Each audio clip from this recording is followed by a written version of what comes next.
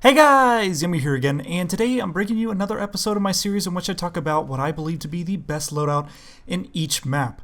You can't really call it a series whenever it's been over 6 months since I made the last episode, but I guess you can call this like the start of Season 2 or something, since my first best loadout was made in January last year. So I guess it is kind of like Season 2. Just remember, guys, if there is a map you would like me to do next, just make sure you put it down in the comment section down below. You can check my best loadout playlist on my channel page to see which maps I've already done. And this week, it's on Operation Outbreak, or what was known as the community map. And it was pretty difficult trying to figure out what would be best to do for this map. I went through my head of engineer, medic, support, and quite frankly, there just aren't enough vehicles on the map to where engineer would be a good enough choice. Not to mention that it's a pretty open map with longer range engagements, so PDWs are kind of out. Yes, I could run with a carbine, but then I'm thinking back to my older best loadouts and how many times I've done the engineer kit, so I wanted to do something a little bit different.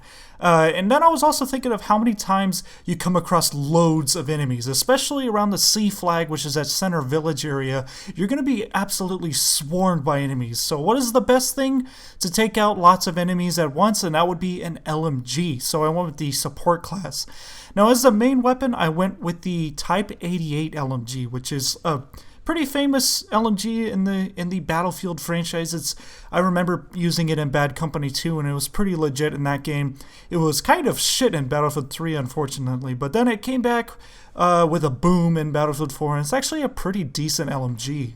It is one of the only LMGs to still have a 200-round magazine, or box, or whatever you call it for LMGs, because, I mean, if you remember, I think the M240 Bravo actually had 200 rounds when this game first came out as well, but a lot of them have been trimmed down. The AWS used to have 200 as well, but that gun was overpowered as hell for the longest time, and then they finally nerfed it and gave it 100. So yeah, you could be firing for a really long time with this LMG.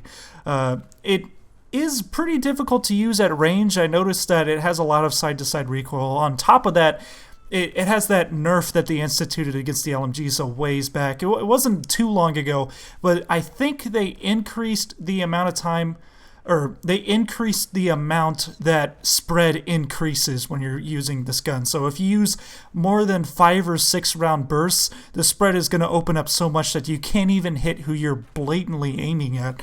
And it does get kind of irritating, but so you have to have that mindset of tap firing as much as possible.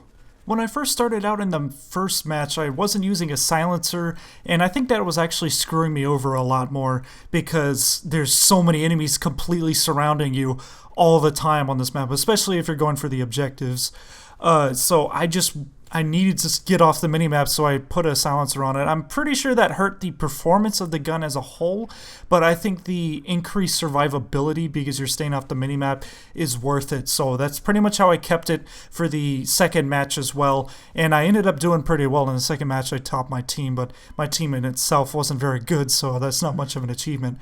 And I put a bipod on it so that I could set up and use it at long range much more effectively than trying to tap fire, because it does get pretty impossible at points because of that LMG nerf at range, and I find him much more useful than just a standard grip, because with the grip you don't really notice that big of a difference in how the gun handles, but if you have a bipod to where it instantly gets rid of all of your recoil, that's a pretty big deal. This video is actually technically also the Mastery dogtag video for the Type 88 because I wasn't aware that I was that close. I actually got the Mastery dogtag for it while I was playing the first match. I think it was like towards the end of the first match that I got it, so that's actually interesting. As a secondary weapon, as a sidearm, I used the Glock 18, and that's mostly because the LMGs are just atrocious in close range.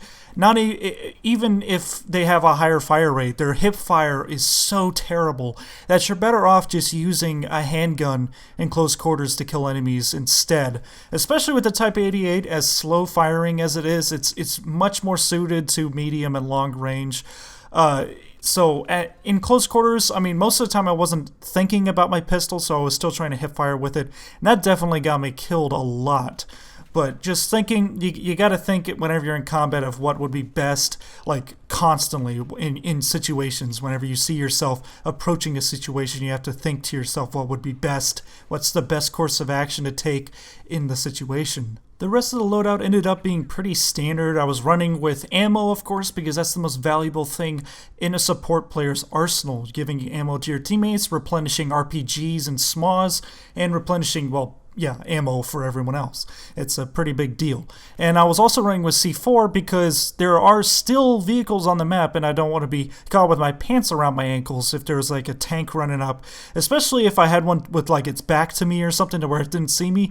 And I mean, you could really help out your team by taking out tanks. So I still wanted the ability to destroy armor, so I was definitely going to run with C4. I think I was running the offensive field perk, or maybe the defensive one. It might be the defensive one for the support class because you get the ammo box, so you don't need the ammo upgrade, and that's really the only one that's worth anything on the offensive field upgrade. So I was running defensive so I could get that vest that can increase the time to kill on yourself, so that could actually save your life in many situations. And for a grenade, I ran with the M67 frag because it's just overall the best grenade in the game in terms of how far you can throw it and how big its radius is and how much damage it does. It's just overall the most reliable grenade that you can use. So there we go, that was the entirety of my loadout. It actually ended up being fairly effective, as, I mean, well, of course it should be because this series is titled Best Loadout.